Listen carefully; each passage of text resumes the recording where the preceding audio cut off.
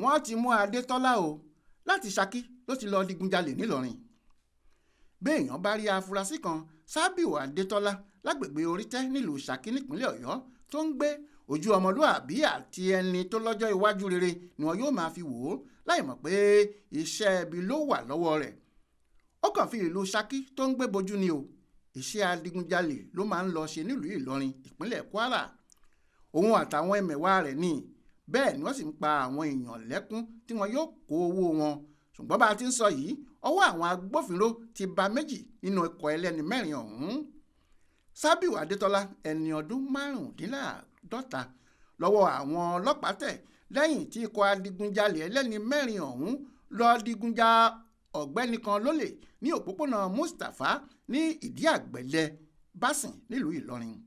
inú àkọsílẹ̀ àwọn ọlọ́pàá ASP Dàda Ṣẹ́gun ní lọ́jọ́ 17 oṣù kọkànlá ọdún 2023 yìí ní ọkùnrin kan dókítà Salau Hafiz tó ń gbé ní òpópónà Mustapha nídìí àgbẹ̀lẹ̀ mú ẹ̀sùn lọ sí tẹ̀sán pé àwọn ikọ̀ adigunjalè mẹ́rin kan wá ká òun àti aráalé àwọn mọ́lé pẹ̀lú àwọn ohun ìjà olóró bíi ìbọn, àáké, àdá àti bẹ́ẹ̀ bẹ́ẹ̀ lọ tí wọ́n sì jú dúkìá tó tó mílíọ̀nù 11 náírà 11 million kó lọ.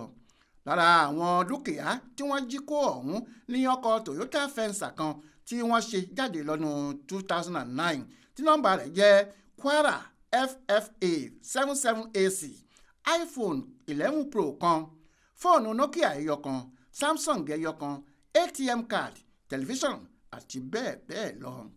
ọlọ́pàá ní àwọn dọdẹ ọkọ̀ Toyota Venza ọ̀hún dé ìlú Ṣaki lágbègbè ilé tí Adetọla ń gbé tí wọ́n sì bá ọkọ̀ tí wọ́n jí gbé náà nínú ilé afurasí yìí. ó ní ìwádìí fìdí ẹ̀ múlẹ̀ pé Ṣabiu Adetọla, ìjà ọdọ́là Wàlíù àtàwọn méjì tí wọ́n sì ń wá báyìí ni wọ́n dìjọ lọ digunjalè nílọrin níbi tí wọ́n ti jí ọ̀pọ̀lọpọ̀ dúkìá kó lọ. wọ́n ti rí Toyota Venza gbà padà ṣùgbọ́n àwọn dúkìá yòókù wà lọ́wọ́ àwọn méjì tó sá lọ.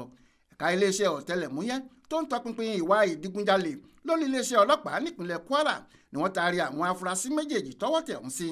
bẹ́ẹ̀ làwọn agbófinró ti ń wá àwọn méjì tó sá lọ. wọ́n ní gbogbo wọn ni wọn yóò káwọ́ pọ̀nyìn rojọ́ ní kóòtù lẹ́yìn ìwádìí àwọn. Ibrahim Alágúnmu ló ṣàkójọpọ̀ ìròyìn yìí fún Aláròyé online television.